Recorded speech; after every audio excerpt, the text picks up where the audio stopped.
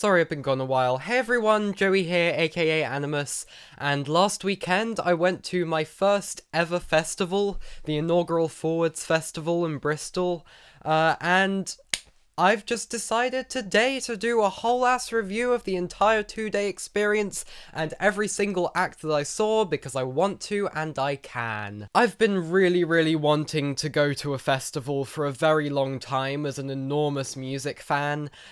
Generally, the problems have just been with timing and especially price. Just been waiting for one to come around with a perfect set of circumstances. Now, Forwards Festival did not have a perfect set of circumstances, being the weekend before I went back to school. However, the lineup of this festival was absolutely bloody fantastic, almost as if it was like perfectly tailored to my exact music taste. And also really reasonably priced for what it was, especially for me as a child. So finally it was the time that we pulled the trigger, and on the 3rd of September I made the journey all the way from London to Bristol for a whole weekend of live music. I was hyped out of my mind for how completely new an experience this was to me, and I wanted to get there for the very beginning, but I ended up arriving just in time for the second acts. The whole site was really nice and vibrant and colourful, with these cool Monument Valley-esque arches and sculptures in the middle of the site. The whole idea behind this festival was that it's like a festival for the future, being very progressive, even had an information stage with lots of public speakers.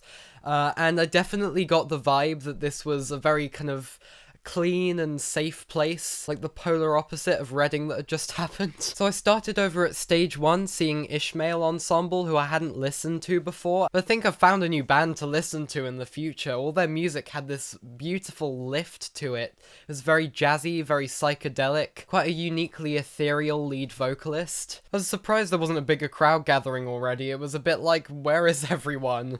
But I guess a lot of people just decided to arrive a bit later for the bigger names, and it was certainly not going to be that way for the whole festival. After some gorgeous noodles, I moved over to stage 2 to go and see Sudan Archives, whose debut EP I'd listened to in preparation for seeing her. She's a singer, rapper, and violinist with a pretty singular musical style, but I don't think the chilled out R&B vibe of that EP was a very good preparation for just how electric this live performance was, with the new direction she's taken with her recent music. She had so much infectious energy strutting around the stage, making these like wild, ululating noises. That's a very good word. All these colourful, trippy visuals on the screen.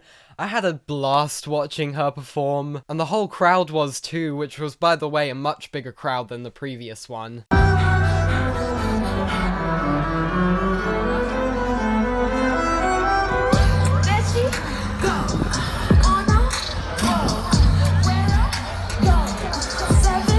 And I went back to see Shygirl, who I was already pretty familiar with as a pretty big figure in modern hyperpop and deconstructed club circles. She's done some work with Arca. We got pretty much to the barriers for this one, and I definitely enjoyed her performance, although I will say she's not really one to bring your dad to.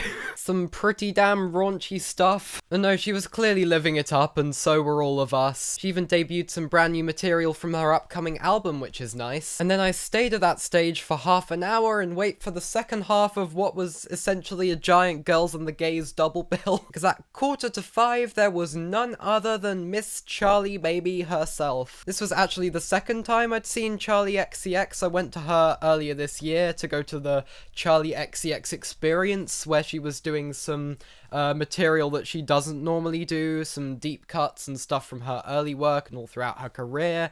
But this show here was just the straight up regular Crash tour. Unsurprisingly, this drew the biggest crowd of the festival so far. I'm surprised she wasn't headlining the whole thing, but I guess, you know, there's some later acts who are a bit more kind of have a bit more of a nighttime vibe, I guess. I was pretty much front and center for this one, very excited. She came on with just this setup of her and 2 backing dancers, who were brilliant, by the way. Definitely more of a pop vibe. I don't think live instrumentation is really the Charli XCX thing. I think it's kind of fitting for it to feel more of a music video type thing. But yeah, because this was more of a conventional show of hers, this was my first time seeing some of the enormous hits. I Love It went down like a house on fire. Vroom Vroom, of course, I went absolutely off my nut to. Surprisingly, I was actually kind of one of the few people who was rapping the entire verse there. Because I know when she plays this track at a, regular Charli XCX concert, you are not making it out of there alive. The weather, unfortunately, was kind of clouded over for the entire time I was there, and there was a bit of drizzle during this performance, but it was actually quite refreshing and nice. I don't think it detracted from my overall enjoyment of the whole thing. But yeah, Charli XCX was my favourite act so far, unsurprisingly. A ridiculous amount of fun. I cannot recommend seeing her enough if you're a big fan of pop girlies.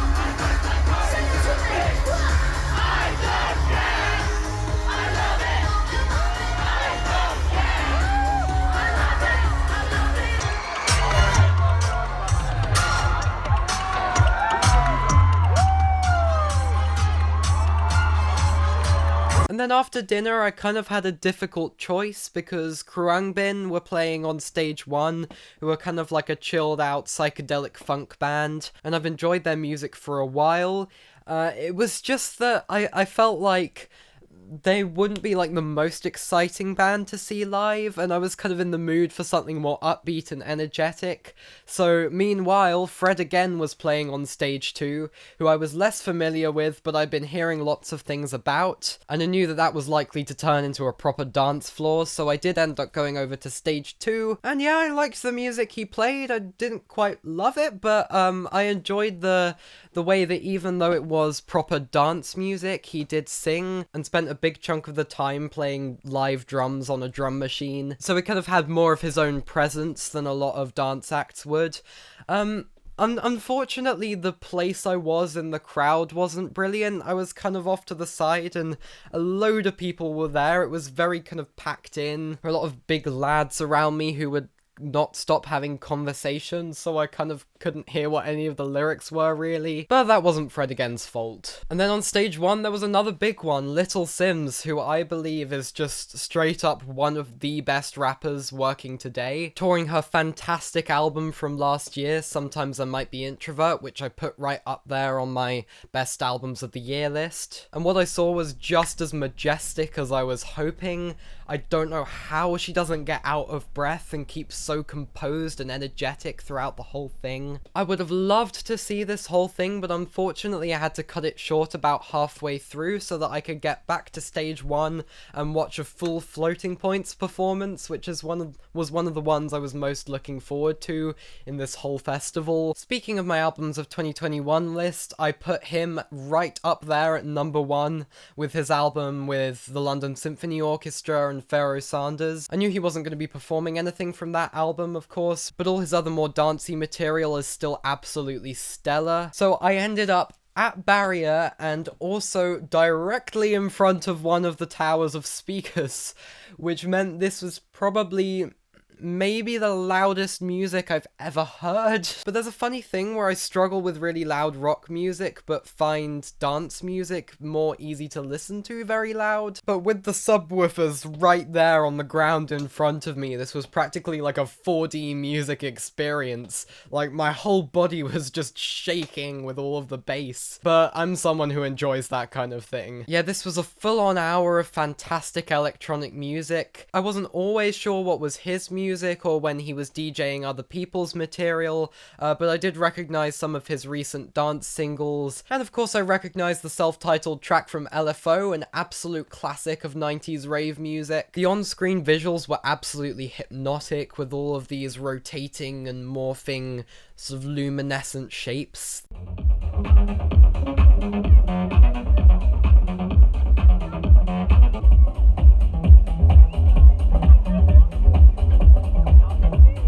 And this was the point where I just basically lost all of my self-consciousness and just properly got moving and had a brilliant time. I don't think I stopped dancing for like the entire hour, so by the time he finished I was pretty exhausted. So exhausted in fact that I decided not to push very far forward for the headlining act, Jamie XX. Yes, they put Charli XCX and Jamie XX on the same day at a festival. No, they don't have anything to do with each other. I'm a very big fan of his music, particularly his 2015 album In Colour, but like I said, I'd just been raving for an hour, and another 90 minutes in a dance crowd wasn't quite what I was in the mood for. So I ended up queuing for this Ferris wheel they'd set up, which actually took a very long time and was unsurprisingly outrageously expensive. But it was so dreamy looking up and seeing these great big lights like shooting up into the clouds, and then getting lifted up above this great black expanse of people and having a clear view straight forward to where the stage was. The distant suspension bridge lit up on my left as well. It was unbelievably fast, by the way.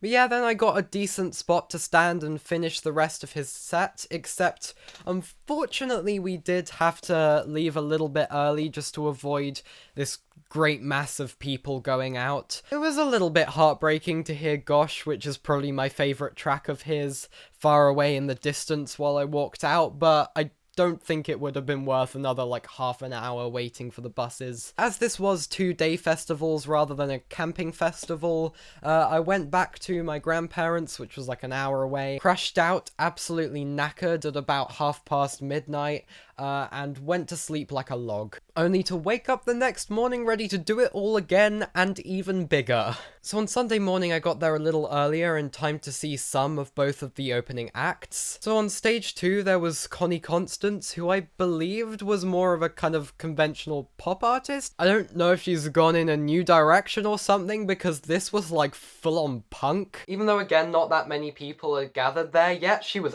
absolutely giving it her all, full on screaming and everything. At one point she jumped over the barrier and started like dancing with everyone. And it was just so much fun to watch, and I think it's just great that someone can give such a full-on, energetic, vivid performance to only a few clusters of people. And then I went to stage 1 to see the end of Melt Yourself Down, who are a kind of jazz, funk, electronic kind of collective. Bit of a bigger crowd here, and they were great fun to see. And then I waited there at the barrier for a bit to see the Comet Is Coming, who I'd actually enjoyed for a couple of years. Interestingly, 2 members of the band used to also be in Melt Yourself Down, so that's a bit strange to have your former band playing the same festival as you. Their performance was like everything I could have hoped for and more. I don't know how they make such an enormous, vibrant, psychedelic sound with just 3 people. The saxophone playing is so energetic and exciting, and I don't know how Shabaka Hutchings keeps his breath. When stuff like Summon the Fire came on, you got the whole crowd jumping up and down and having a great time. Definitely like the best pre-4 PM band I saw at the festival. And it was great to have such an incredible band on so early in the day.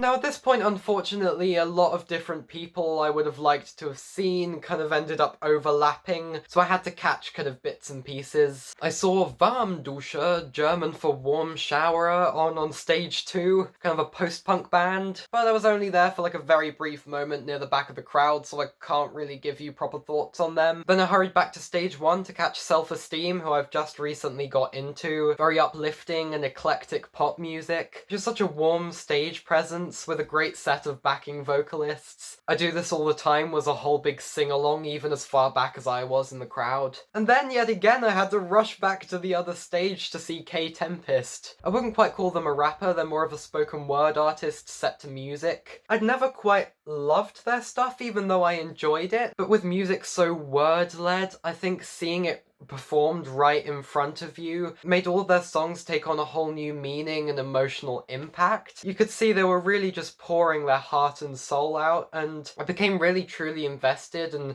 found their music more beautiful than I'd ever found it before, and at one point was almost pushed close to tears. So honestly, I don't think they could have put on a better set than this. Oh, and I completely forgot to say that earlier in the day, I'm like 99% sure that I saw like 3 different members of SQUID just right next to me in the crowd. I really, really wanted to just go up to them and say, hey, are you from this band? I love your music. But I just kind of had this, like, this stupid anxiety I get every time there's like a famous person I like in front of me. I had the same thing when I saw Igloo Ghost at his exhibition. I want to talk to them so badly, but I just freeze because I feel like I'm gonna say something stupid, which is a stupid thing to think because I missed out on the opportunity and there's nothing I can do about it now and it's annoying. Anyway, I caught a bit of Sleaford Mods and then I went back to stage 2 to see Spiritualized. They're a very like grand and expansive space rock band who have been going all the way since the 90s and just put out a very good album this year. I did end up right there at the front again, but unfortunately they were a little bit late and had a few technical issues at the beginning. However, eventually they got going and this was definitely the biggest band I saw at the festival. Maybe 7 or 8 people there on stage, including the 3 backing vocalists. So they really brought their immense sound to a live setting. However, the sound was so immense that it was hurting my ears and I couldn't hear the music properly where I was standing. Like I was saying, rock music just has this kind of timbre, like with the cymbals in particular, when it's at a certain volume it just kind of turns into weird white noise in my ears and I can't actually hear the music properly. So I did make the decision to stand further back in the crowd so that I could hear it better. They were a very serious band. There wasn't masses of smiling and having fun, but they were still very technically excellent and performed some very emotionally affecting pieces. At one point went absolutely nuts with this like crazy noisy improvisation. But then once again I had to cut that off and go back to the other stage to see Roisin Murpht. For me, the penultimate act of the festival. And oh my gosh, my expectations were here and her performance was there. Her very idiosyncratic style of like eccentric disco music was made like 5 times more eccentric in a live setting. I think the visual aspect of this performance was what made it so fantastic. There were about 7 costume changes, putting on all of these weird, crazy, colourful, shiny, surreal things, wearing them all in 5 different ways. A purple skirt, a blue sparkly coat, a weird yellow bubble on top of her head, lying on top of the speakers and twerking. Particularly from a slightly older artist, this kind of energy was just an absolute galactic slay. Just a blast from front to back. And then Caribou was on stage too, who I definitely would have liked to have seen under other circumstances, but that was not what I decided to do, and so began the wait for the headlining act of the whole festival, The Chemical Brothers. Now, I've seen The Chemical Brothers once before, 3 years ago on their No Geography tour, and particularly in terms of their longevity as a part of my life, they've got to be one of my favourite bands of all time. My familiarity with their music is like next to none, except maybe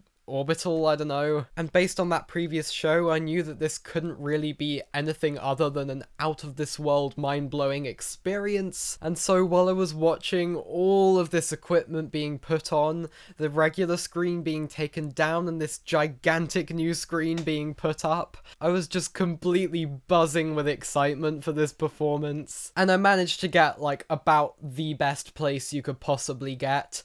Just like slightly far back so I could see everything properly, but also bang in the middle and in the midst of everything. And yeah, what can I say? This absolutely lived up to the hype. Look, I don't have an encyclopedic music knowledge, but I think it would be hard for you to convince me that there is a band with a more visually spectacular show than the Chemical Brothers, because like, what else can you add to this show? Visuals for every track that look like they could stand on their own as artistic dance pieces, check. Lights that shoot through the screen and coordinate with said visuals, check. Balloons, bubbles, check.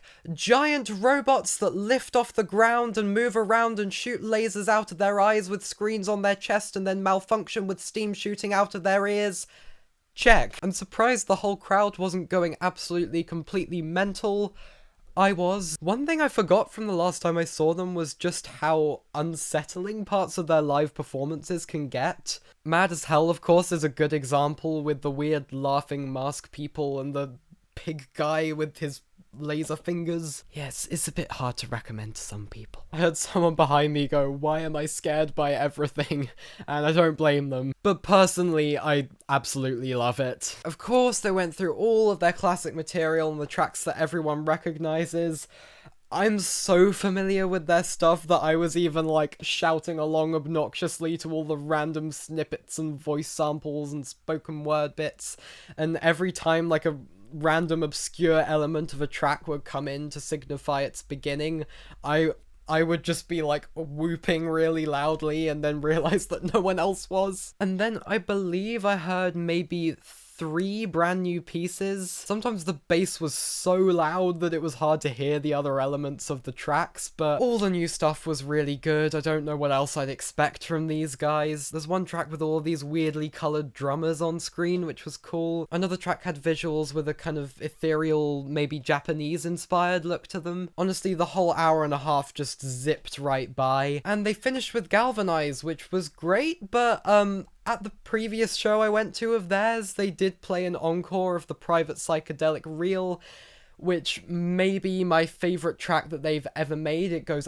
absolutely mental. However, at that previous show, it was slightly marred by me being seated and desperate for the bathroom and exhausted, and I was hoping to see it again in a crowd, able to rave my heart out to that clarinet solo, but I guess that'll just be all the more reason to see them a third time, which I would absolutely be prepared to do.